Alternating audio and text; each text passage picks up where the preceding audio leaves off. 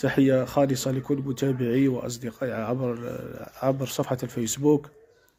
حبينا نتكلم على قضية تحميل صور الأم عبر وسائل التواصل الاجتماعي.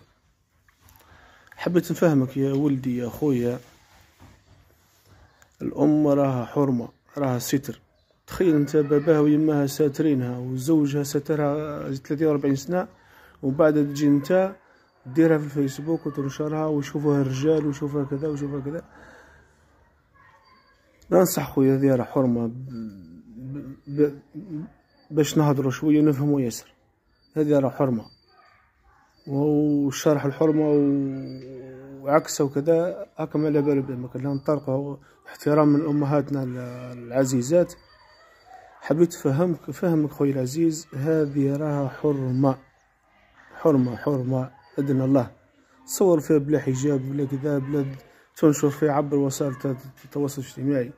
ربي يغفر لك يا مخلوق، ربي يهديك ان شاء الله. لازمك تحس بعظم الامر، هذا مش شي سهل انك امك تنشر عبر وسائل التواصل الاجتماعي. ربي يهدينا ويهديكم ان شاء الله. السلام عليكم.